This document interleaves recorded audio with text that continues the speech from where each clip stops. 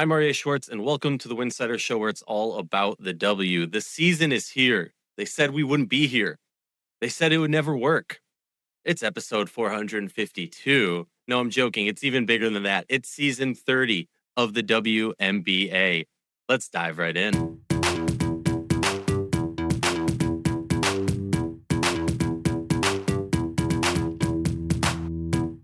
Before we get into today's show, just a quick reminder, Winsidr is a fully independent WNBA coverage website with everything we do supported by listeners like you. If you enjoy what we do, you can keep it going by joining our Patreon at patreon.com/Winsidr. That's patreon.com/Winsidr. With pricing levels for everyone, you're directly showing support for the hard work we do covering the W year round. We also have a full team doing amazing written coverage over at winsidr.com. That's winsidr.com, plus more content than ever across TikTok, Instagram, Blue Sky, Twitter, and YouTube. If you're in the market for WNBA gear, check the affiliate links in the show notes on winsidr.com. You get to rep the league, and Winsidr gets a little support along the way. Welcome back to the show. Excited to be here. My guys, Mitchell, back. How you doing? Good. Season 30, opening week. Life is good. It's time to get this thing rolling. It's insane. Okay. We were just talking about this. The craziest, less than a month ago? Yeah. Just a month ago, we had I don't even know. It's been a whirlwind. We had free agency. We had signings. We had expansion draft. We had college draft. We are in the current midst of roster cuts, breaking news, not by the time this podcast comes out, but as of today, as we're recording, Natasha Cloud, no longer blackballed in the league. No, I'm joking. Is signed by the Chicago Sky. We will discuss that more. Very confused from a roster structure, roster move perspective. But without further ado, it's WNBA 30. So let's dive right in.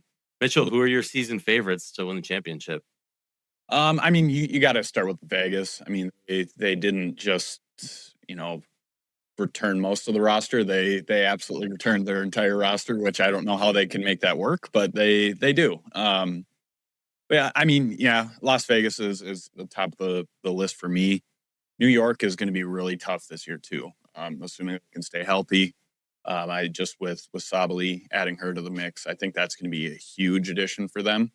It'll be just a matter of how their depth looks, and how they can, turn the page too from Sandy Brondello being gone. How much of a role either way did she play in the success or the shortcomings of the Liberty? I'm also really curious to see what Indiana can do this year. That's a team everyone's going to be watching them obviously for Caitlin Clark, but last year they made a run and they were very depleted injury wise. They were injured, or they had a very injury heavy team roster, whatever you want to call it, the entire year basically. So I'm really curious to see if they can stay healthy, and B, what they can do. I'm really intrigued by them. I think to me they're easily a top 4 team and a team that could make a push, not only to the WNBA finals but potentially to a title. But they're still young enough too where they have a few years here where we can see them, make a run, not just like what they did last year, but what potentially we see this year. But those 3, I would say, are my favorites. You could throw Atlanta in there too, as far as a top team. But I still think it starts with Las Vegas and New York, like we've seen in the past, and I think everybody else is just kind of below that. I'm also really curious to see what Dallas can do this year. They obviously added, for a team that I cover the Lynx, they added 2 front court players with Jess Shepard and Alana Smith.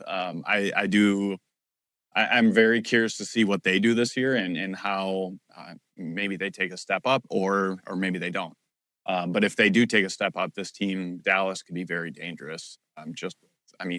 Paige Beckers looks like she put on a ton of muscle. She this offseason, you can tell she put in a lot of work. And I'm curious to see what they can finally do, and if they can take that next step this year. But me, that's where I start. And then, like I said, everybody else is just kind of below that to me right now. Yeah, I'm with you. Aces. And like for me, I break it down as simple as this. Like New York and Vegas, the big question is nothing other than health. Yeah. If they stay healthy, we're talking about they're the two favorite teams. You expect them to go all the way. It would be shocking to not. Obviously, only one team can go all the way, but you get what I'm saying. Then we can talk about the other teams and kind of where they are. Again, for me, Indiana, and like I guess I'll break it down like this. Like I have my playoff teams, the bubble teams, and then the lottery teams. I have Vegas, New York, Atlanta, Dallas, Minnesota, Phoenix, Indiana, not in a specific order, just those teams. I would be surprised if they don't make the playoffs. With Indiana, I have so little value of last season other than the play because so many of the players who were instrumental in that deep playoff run are not on the team anymore or got hurt in the middle of it. I like the roster. I'm excited for what they can do. You see Caitlin Clark growing. You see players or Aaliyah Boston growing, players around her growing. I'm excited for what that possibility is, but I tie it less to like what happened last year. I kind of have them in a similar boat to Atlanta where I want to see what that growth is. What's that next step? For Atlanta, it's all about Ryan Howard for me. Yeah. Can she take that next step? And if so, and I'm totally with you on Dallas. Like Dallas is an intriguing roster. Dallas could be really fun. How are they going to make up for like, realistically 5 to 15 empty possessions because Enrique is throwing up Enrique plays? And, is Enrique going to buy in, give a little bit less selflessness or give up selfishness, whatever you want to say, to make this team better? Because like when I look at Dallas, I'm like, there's only one ball. There's only so many minutes. And then Phoenix, Alyssa Thomas, they're making the playoffs. No, yeah. Minnesota's super interesting. I'm sure we could dive in forever. I'm curious for you when it comes to like the bubble teams versus not in the playoff teams, the lottery teams. For me, the bubble teams are LA, Golden State, and DC. DC, I could see shocking some people. They've got a young roster, but a talented roster, a roster that seems like they're having fun, but also is not going to be intimidated by the big lights or being the young roster. So I think that's kind of exciting. I don't expect them to make the playoffs, but I think they'll like be in the hunt for a good period of time. Golden State, I kind of expect a sophomore slump, but we'll see. And with all their front office stuff that's been going on recently, not lots of confidence. I'm blanking on who I saw somebody say something like with expansion teams, you need to set the culture and the system and everything, but then you have to start attracting free agents. And they set the culture and they set the base, but now they're fumbling big time on that next step, which is bringing the players over. LA talented roster, but like you were kind of agreeing with me before. There's something off. Yeah, I don't think. I mean, on paper they look like they'd be a good team. I just We've don't seen that know. in LA before, haven't we? Yes, we have. We definitely have. I don't know. I'm not buying them fully yet. It could change. It could definitely change. But I was just since we're talking about this, I looked up the betting odds at DraftKings on the favorite to win the WNBA title. This is obviously as of the recording of this podcast. But by the way, we are not sponsored by DraftKings, just to be clear. But if anybody works for them and wants to get us sponsored where we don't have to get people to sign up and all that jazz, cool. Yeah. Go. All right, go. Soon enough, it'll be legal to do it in Minnesota, but we'll talk about that on another podcast. But New York is favorites plus 220. Then it's Vegas at plus 390. Indiana plus 450, which I was kind of close or surprised that those two are that close. And then next it's Atlanta. So the top four, as we had talked about. The next team kind of surprises me. It's Minnesota at plus 800. Wow. So they're fifth in the rankings. Then it's LA, Phoenix, Dallas. So it kind of drops off quite a bit after that. But that kind of surprised me a little bit that DraftKings is that high. I'm not saying the links will be bad by any means, but I didn't think they'd be the fifth best odds to win the title. So we'll get into this in a moment. We'll get into Minnesota in a moment because they're my next topic. But lottery teams, I have Chicago, Seattle, Portland, Toronto, Connecticut. I'll say this. For me, Connecticut's a lock in the lottery. which is a shame given their history, given everything they've been through, and it being the sun setting in Connecticut. Toronto and Seattle, I have an asterisk next to Chicago. We can get into that whole thing. I think we'll talk about them in a little bit. But Seattle and Toronto, I have an asterisk because on the one hand, Seattle, I feel like I'm very confused what's going on there with the roster build. Not like love what they got in the front court going. I see them doing some great work in the draft, but then it's kind of like, wait, that was your free agency? I'm kind of confused by that. What? What are you doing? That said, I think there's going to be some players with some big opportunity. And when you have Awa, who obviously is going to need to grow, but when you have Ezzy back from injury, when you have Dom, they're going to be a force in the paint. And you have like a capable scoring guard in Flage, who I think we're going to talk about has a big opportunity to make some noise. And then Toronto is a team where like it doesn't feel like an expansion roster. It almost feels more like not like a Connecticut. It feels like a roster that's like a team that's going through some transition, but it doesn't feel like an expansion roster. You have a vet coach. You bring in a lot of veteran players. Yes, you have some young talent. You have some overseas talent, but it has that feel for me of they're not trying to be champions. They're not trying, to blow the barn door off, but they're trying to make the playoffs. They're trying to establish something. And they've kind of put together a roster of I don't know. It's kind of like not an Avengers in the sense of like the best of the best, but an Avengers of like a group of like different players who have been around the block for a while in various different situations and now are coming together to try and put something together and have a team force. I don't know. What are your thoughts on those lottery teams? Am I off? Am I on? No, I agree with you. We kind of talked when talking about the two expansion teams. I know we talked about that before we started recording that it feels like Toronto is poised for a Golden State type of season in their first year. And I think I do agree that I think Portland's going to, have a tough year. But if I had to rank those two, I would obviously say Toronto, then Portland. That said, Toronto will still, they're not going to be, let's be honest, they're not going to be pushing, anything serious in the playoffs if they make the playoffs. It's kind of like Golden State, maybe a first round exit if you do reach the playoffs. So I'd say that's kind of the ceiling for Toronto. When it comes to, Connecticut's gonna have a tough year. But when it comes to Seattle, I do agree with you that they're I don't know. I don't really know what to expect with them. I could see them struggling and I could see them being all right. For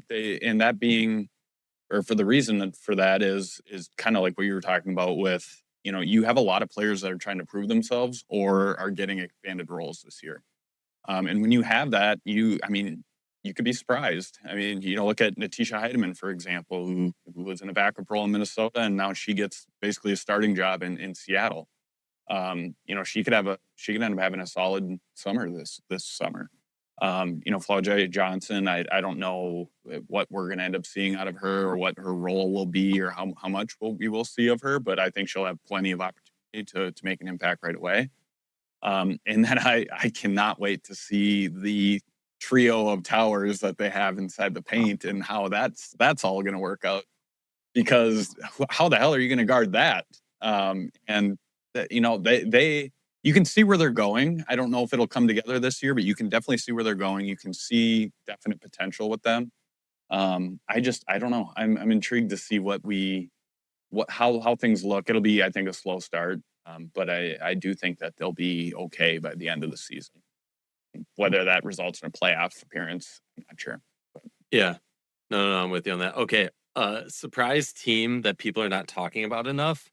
I'm going to go really, really hometown bias on this. Obviously, it's you and I on the pod. There's going to be some Minnesota bias on this. But I do because here's the thing. Everybody's talking about New York. Everyone's talking about Vegas. Mm-hmm. Atlanta has been getting a nice amount of chatter. I think maybe you could argue, honestly, Atlanta's not getting enough talk. Caitlin Clark's obviously getting a ton of attention. So Indiana's getting a ton of attention. Paige and what's going on in Dallas, taking so much from Minnesota, is getting a ton of attention. Heck, Chicago's even getting attention. Most of it not the most positive. Uh, but and then Phoenix, Alyssa Thomas, obviously always getting attention in the Phoenix Mercury, always finding a way to stay in the headlines. So I kind of look around the league and I'm like, oh, those are all of the playoff teams that we just talked about. What teams are we not talking about that I feel like could make some noise in the playoffs and are like, here's the thing. Minnesota has done a sneakily good job.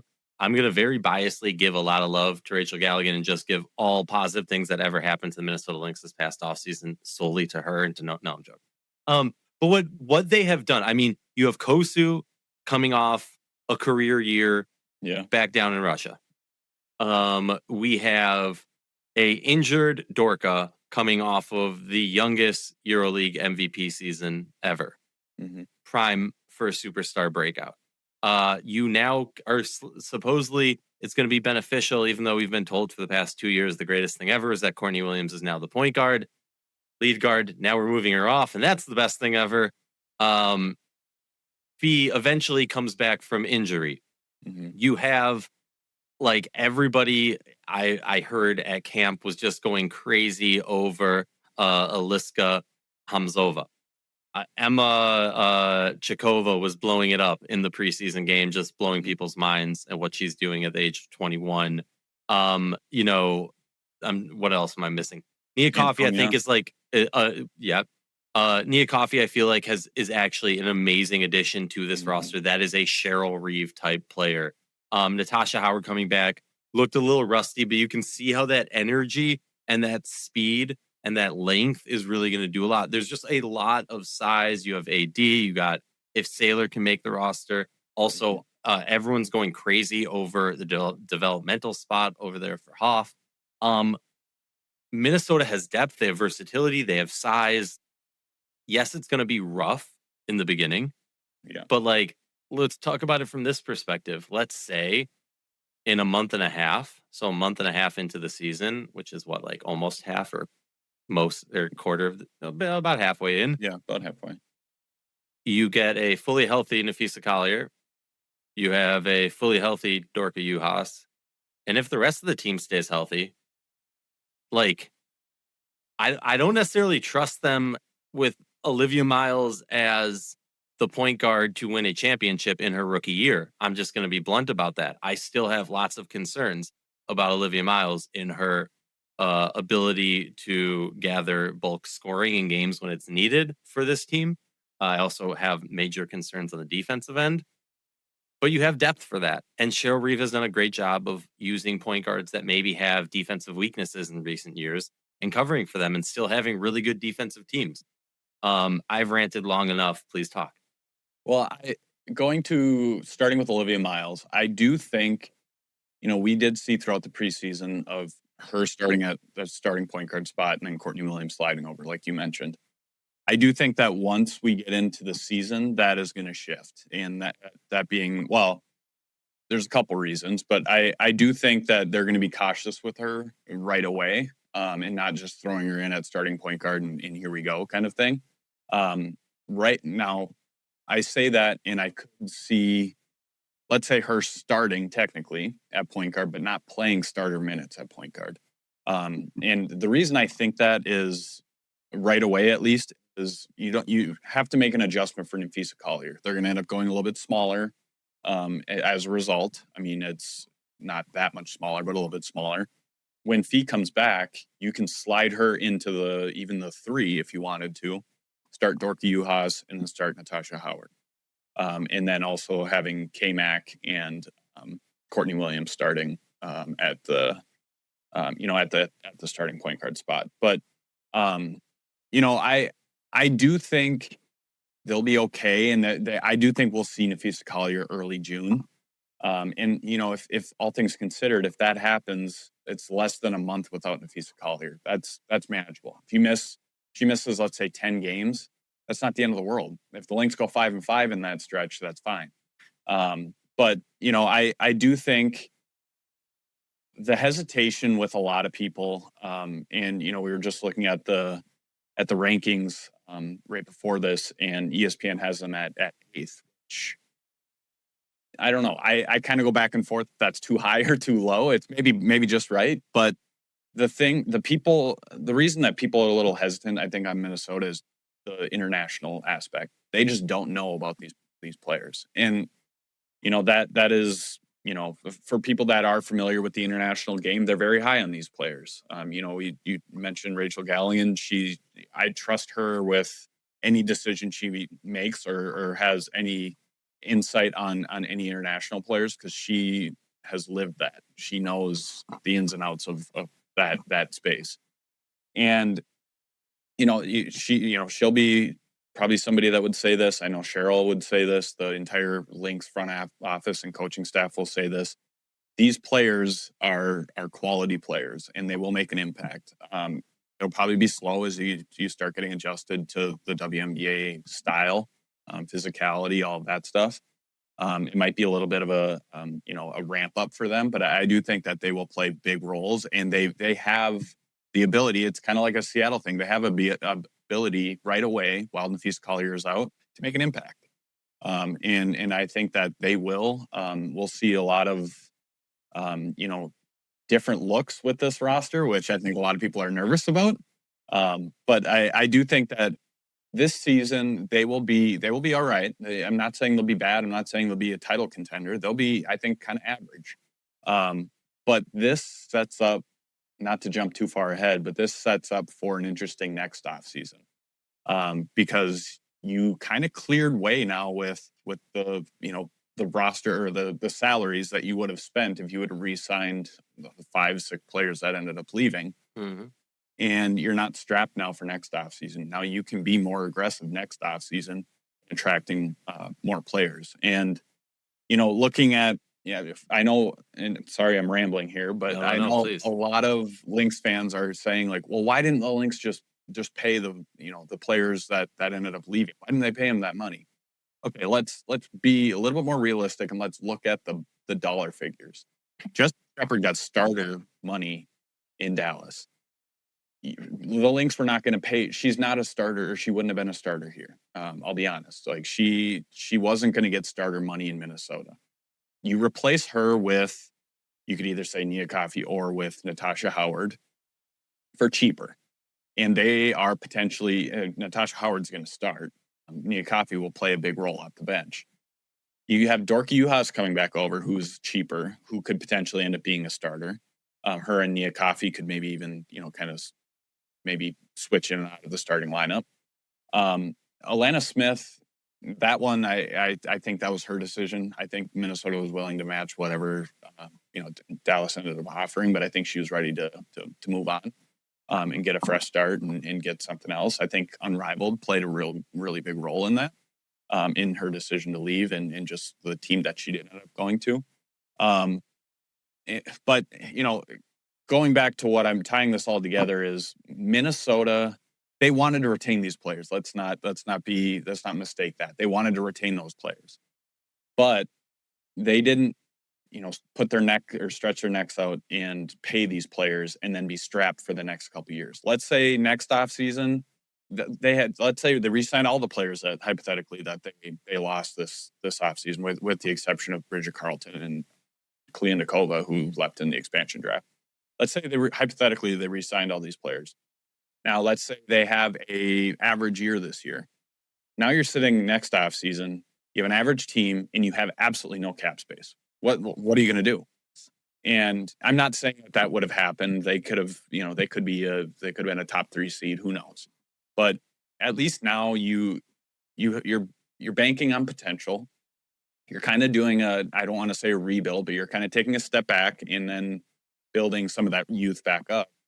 And if it doesn't work out, you can turn the page and then you can go sign somebody next offseason. It's not, to me, it's not a bad situation to be in. And, oh, by the way, you still have Courtney Williams, Kayla McBride, and Nafisa Collier on your team. And that's pretty damn good. So I don't know. I know that, the shock of everything happening at once, and that's the kind of the beauty and the demise of having basically 1 week or basically like 3-day free agency. But that is what happens, is everything's going to happen at once. And I think a lot of people were just kind of shocked that, oh my God, what is Cheryl doing? And if it stretched out a month, it probably wouldn't have been as the world is ending. But that's just the reality of where we're at. And let's just say this: I know Cheryl has a plan B, C, D, E, F, G. Like she's thought of every single scenario. She thought of the scenario where all of those players left. I guarantee it. And we're seeing that plan, maybe plan D or something that is taking place right now. Okay, so now, as we hinted to earlier, news broke today. Obviously, Skywave, Haley Van Lith, and then signed Natasha Cloud. Immediate thoughts, immediate reactions. I mean, mine are pretty basic. Like at face value, look, you made other moves this offseason, first round pick moves, to get JC Sheldon. You made picks last year. Look, I don't want to say ownership. Front office has made very clear that they are in win now. They somehow think they are in a window to win. I completely disagree with that. I don't know why they think that. I do look at the roster and sometimes go, oh, like, I see you making the playoffs, but and you have some talent. But then I'm like, it fades off as I realize there's a whole season that goes on and there's more to it. Haley Van Lith was a young player. Now, obviously, you had fourth-year option coming up soon, but you're paying a pretty penny for Natasha Cloud, and you already have two guards that literally this past week in a press conference, you had Courtney Vandersloot talking about how it's Skylar Diggins' team until Sloot comes back, and then it's Sloot and her are going to share the responsibility. So now are you going to have a 3-piece pie or something with Natasha Cloud? You also have JC Sheldon. You have some other guards on this roster that don't necessarily typically play a point guard, lead guard position, but I'm just confused as to why make this move, because the only way that it makes sense to me in the terms of it makes this team that much better. And this isn't shade to Natasha Cloud. I think she's a really good point guard in a specific role in a specific type of team. She can be another champion, but it has to be that specific type of team. I didn't think that was New York, and I definitely don't think it's here. Let's look at this roster. Where is she going? Azrae Stevens, Skylar, Dejanay Carrington, obviously hurt, Camila Cardoza, Rakia Jackson, Rachel Bannum, JC Sheldon. They have about 43 guards, I think. So I'm I get it. You're basically just gonna throw Camilla out there with an Azrae out there with a bunch of guards and just I don't know how whatever. Oh yeah, what are your thoughts? Sorry. No, I agree. It's very, I don't know. I say this without knowing their style of play. That's what's quoted or reported that's why they moved on from Haley Van Lith, which I don't get it. But anyway, I don't know their style of play. Maybe it's going to be a completely small ball style of play. It's looking at their roster. That's what it's going to have to be. Yeah, but Haley Van Lith is small. Well, that is true. That is true. But I mean, I'm just looking at their roster right now while I'm talking, and I don't know how they're gonna there's gonna have to be some cuts on some of these players that are big name players, and maybe not big name players, but well known players, because they're just way too guard heavy, and I don't know how they're gonna make all of that work and then make everybody happy or keep everybody happy at the same time. I was really surprised, one player that was in Minnesota last year with Dejanay Carrington. I was surprised that she went to Chicago. I'll be honest. I thought she was going to return to Minnesota. And part of that is because she would have, I think, gotten a bigger role in Minnesota. But to each their own. I mean, it's a unique offseason with money and just. My take is her injury has something to do with that, where it was we would like to have you back, but then, you're hurt. And Fee's hurt.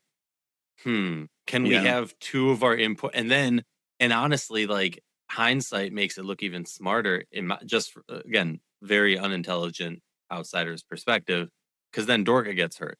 Yeah. And now imagine if you have those 3 players, as how important that would be for this roster. Yeah. So, um, but I to me, it's almost like you add Natasha Cloud to this roster, you gain another name, but Yeah. I don't. And so, like in that sense, it's a better roster. But I don't understand how this helps the on court product, where they're gonna put them, how it's gonna work. Um, I mean, props to them. Okay, Yeah. let's talk some leap candidates. Any players you expect to take a leap, or want to take a leap? So a player I don't have a yes or no take on it, but I mentioned this earlier. Ryan Howard is a player that I Mhm. want to see take a leap, and I feel like needs to take that next leap for Atlanta Dream's success. If the team wants to take that next step Mhm. as a franchise, getting into that contention, and then obviously biasly my redheads who finally get roster spots, Pretchel and Chloe Bibby of their respective teams, obviously going to have a huge leap this year. Any players in your mind? I, and I'm a little kind of biased just with the team I primarily cover, that being Minnesota. I do think we're going to see a bigger year from Bridget Carlton. I think we're going to have to see a bigger year from her. Um, when she was in Minnesota for 7 years, as we all know, she didn't have to be that player. She didn't have to be the player that stepped up, produced offensively. She did a lot of the little things, but A she was lot. kind of, yeah, she did. And a lot of the stuff that doesn't show up in a stat sheet or really doesn't go noticed. She was that glue player. But we haven't seen her have to step up offensively and kind of take on that offensive role and the leadership role. She's getting all of that in Portland. And I do think that she'll do well. I don't know if we're gonna, if it's gonna be, you know, most improved player quality or maybe I don't even know, maybe all-star. I would think if she's, the top player on that team, she would get an all-star nod. But I don't know. I don't know exactly to what extent, but I do think that she will improve. And she's going to get thrown into the fire, no pun intended, to do that this year. Um, I do also think, looking over, and once again, I'm going to go back to a former Minnesota player, but I do think we're going to see a nice year from Jessica Shepard this year. Just with her too, with the expansion or expanded role in Dallas, and just kind of having that ability to take games over. I think one thing with Alana Smith too, and those two being paired together, is Alana Smith is okay with letting somebody else do that.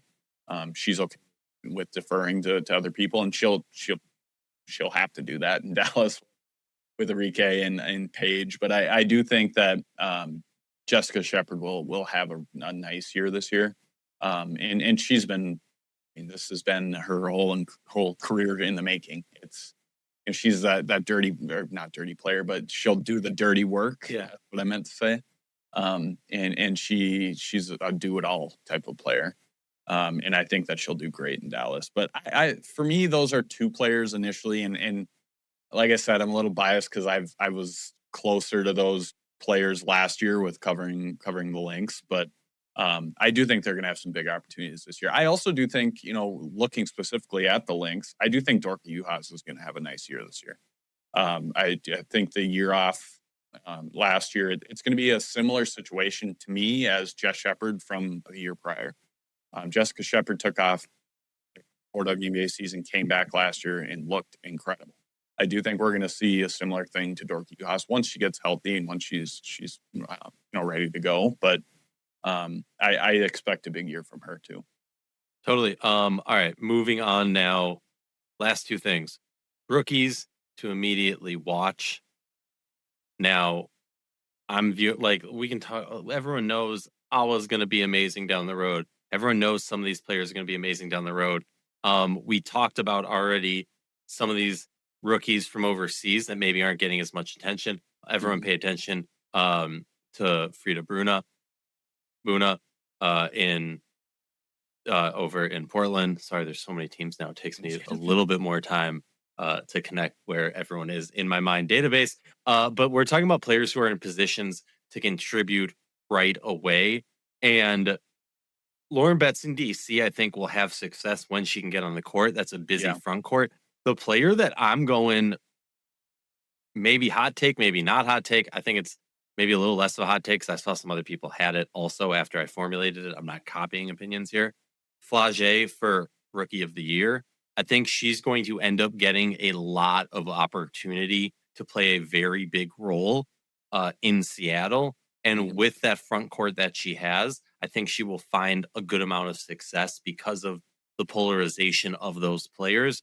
Because I look around, and some of these other players, I don't think necessarily like are going to be putting up the flashy, gaudy, eye-popping stats to necessarily pull the attention for a Rookie of the Year award. You don't need to go Rookie of the Year, but any rookies that you think will have an immediate impact. I do think Flage is going to have a good year. I'm really, well, I mean, you as far as player that'll make immediate impact, I think Olivia Miles is going to have a really nice start to the year, a really nice year. Maybe not start to the year, but really nice year. You already mentioned Lauren Betts. AZ Fudd, I mean, she's number one pick. She's going to make an impact. That's a given. But looking a little bit farther down, you mentioned Flauge. I do agree with that. I really like Raven Johnson in Indiana. I think she's going to have a good year. I think it'll be it's kind of like a lot of these players. It's going to be a slower start, and then I think she's really going to find her footing. You could say the same thing with Kiki Rice too. I think she'll have a solid year, and she's going to get Kiki will, plenty of opportunity. But I would say that those two are, for me, the two that I'm really looking at. I really like Flauge Johnson too. I like her fire. I like her game. I just like everything about her, and I wish she was in Minnesota because she'd be a hell of a lot of fun to cover. But Olivia Miles was pretty decent too. But I would say that those two are probably two that I think are gonna that are gonna, maybe, I don't want to say surprise people, but maybe kind of maybe raise some eyebrows throughout the year. The top two, that being AZ Fudd and Olivia Miles, they're top picks for a reason. I think that comes with expectations that you're just going to perform right away. We will see that from them. But I do think there's some difference makers farther down in the first round too. Totally. Give Neepkin some love. Okay, opening weekend is here.